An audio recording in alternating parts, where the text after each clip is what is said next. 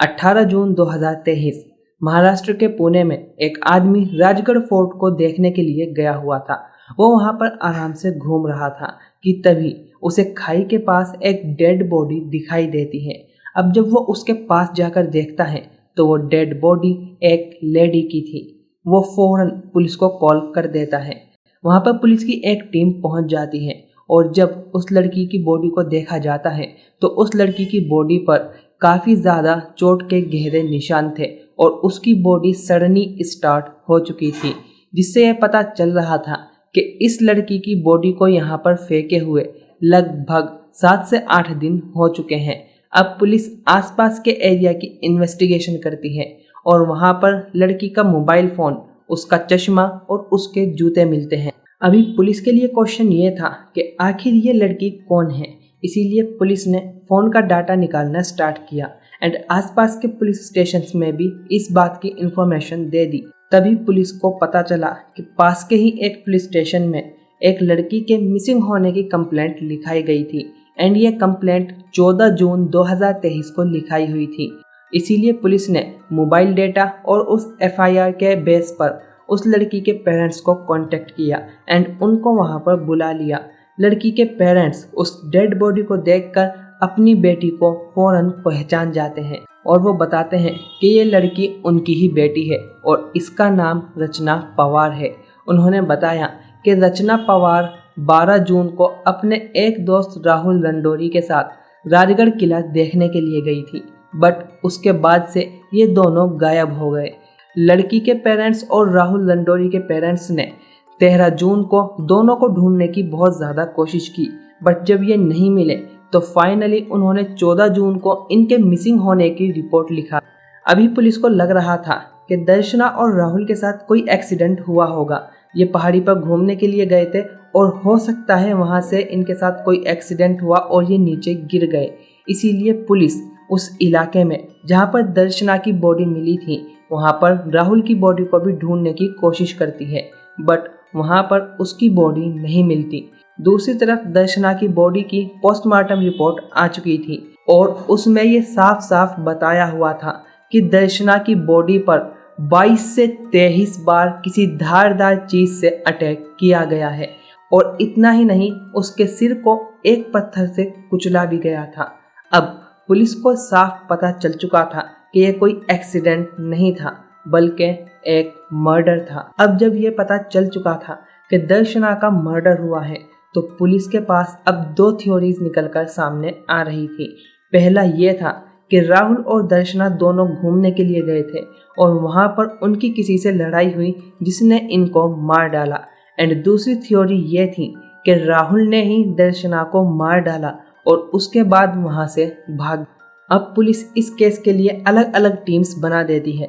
इसमें से पहली टीम का काम था उस इलाके के सारे सीसीटीवी फुटेज को चेक करना और दूसरी टीम का काम था दर्शना और राहुल दोनों की सारी कॉल डिटेल्स निकालना, एंड तीसरी टीम का काम था सारे सबूत इकट्ठे करना, जो बाकी सब सबूत हैं।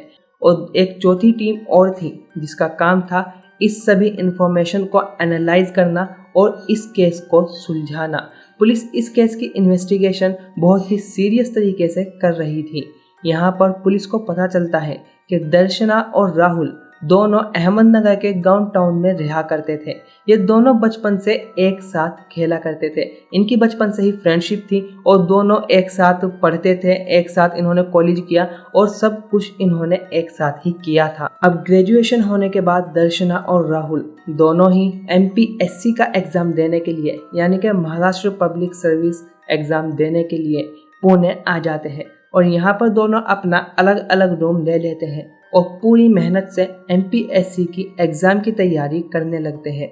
दर्शना पढ़ाई में काफ़ी ज़्यादा अच्छी थी और वो अपनी पूरी मेहनत लगा रही थी और राहुल भी MPSC का एग्ज़ाम क्लियर करने के लिए दिन रात एक कर रहा था।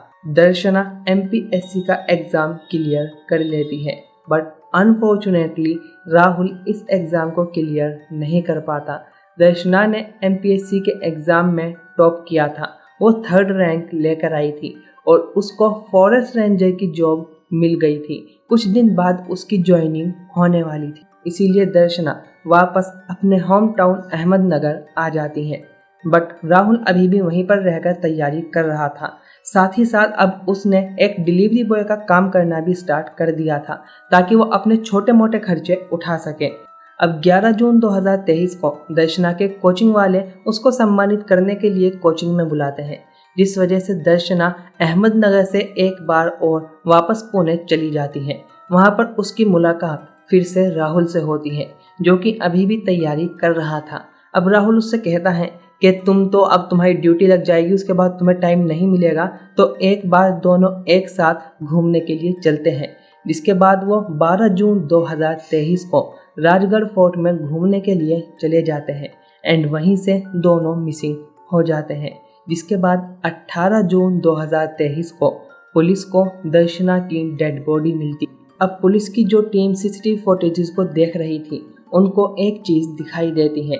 12 जून 2023 को दर्शना और राहुल दोनों राजगढ़ फोर्ट में जाते हुए तो दिखाई दे रहे थे, बट 2-2.5 घंटे बाद सिर्फ राहुल ही वहां से आता हुआ दिखाई दे रहा था, जिस वजह से अब पुलिस का सारा शक राहुल पर चला जाता है। इसीलिए वो हर तरीके से राहुल को ढूंढने की कोशिश करती है। राहुल का फ़ोन ट्रेस किया जा रहा था, बट उसका नंबर स्विच ऑफ था। पुलिस वहां पर भी इन्वेस्टिगेशन करती है, जहां पर राहुल डिलीवरी बॉय का काम किया करता था, बट राहुल कई दिनों से काम पर नहीं आया था। जिस रूम पर राहुल रेंट पर रहा करता था, वहां पर जब इन्वेस्टिगेशन की जाती है तो वहां पर भी पुलिस को कुछ नहीं मिलता। अब पुलिस इन सारी चीज़ों के साथ साथ राहुल की ट्रांजैक्शंस भी चेक कर रही थी, क्योंकि अगर राहुल कहीं भाग रहा था तो ऑब्वियसली उसे पैसों की ज़रूरत ज़रूर पड़ती एंड इसी के थ्रू पुलिस को राहुल की लोकेशन मिलती है। पुलिस को सबसे पहले राहुल की दिल्ली की लोकेशन मिलती है एंड फिर चंडीगढ़ की, उसके बाद कोलकाता की लोकेशन मिलती है।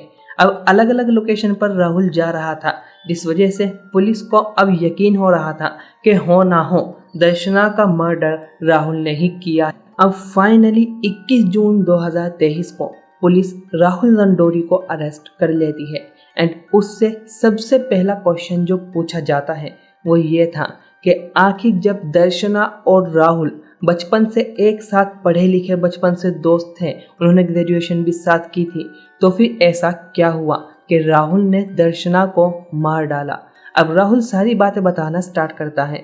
वो बताता है कि ग्रेजुएशन करने के बाद दर्शना और मैं आपस में प्यार करने लगे थे और वो दोनों एक रिलेशनशिप में आ गए थे, जिसके बाद दोनों ने मिलकर प्लान बनाया था कि MPSC का एग्ज़ाम देंगे और फिर अपने पेरेंट्स से शादी की बात करेंगे।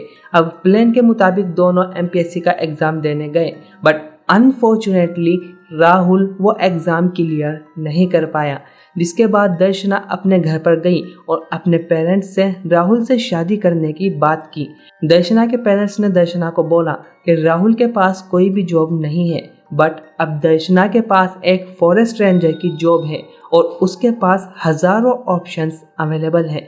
जिस बात को दर्शना भी समझ जाती है और अब वो राहुल से दूरी बनाने लगती है। राहुल अभी एग्ज़ाम की तैयारी कर रहा था, बट तभी उसको पता चला कि दर्शना के घर वाले दर्शना के लिए लड़का ढूंढ रहे हैं, जिस वजह से वो फौरन दर्शना के घर पर अपने रिश्ते की बात करने के लिए पहुंच जाता है। बट दर्शना के पेरेंट्स राहुल को बिल्कुल साफ मना कर देते हैं अपनी बेटी की शादी उससे करने के लिए एंड दर्शना भी वहीं पर साइड पर खड़ी हुई थी। वो भी राहुल को कहती हैं कि वो अपने पेरेंट्स की मर्जी से ही शादी करेगी। अब राहुल को ये बात बहुत ज़्यादा हर्ट करती है। उसकी ये बात अब शायद ईगो पर आ जाती है। अब वो प्लान बना लेता है कि वो दर्शना से या तो शादी करेगा या फिर उससे अपना बदला लेगा, चाहे उसे मारकर ही क्यों ना ले। जब दर्शना अपने कोचिंग सेंटर पर जाती हैं तो राहुल उससे मीठी मीठी बातें करके उसे घूमने के लिए मना लेता है और राजगढ़ फोर्ट जाने के बाद वो दर्शना को बोलता है कि उससे शादी कर ले। बट जब दर्शना नहीं मानती तो राहुल उसको मार देता है।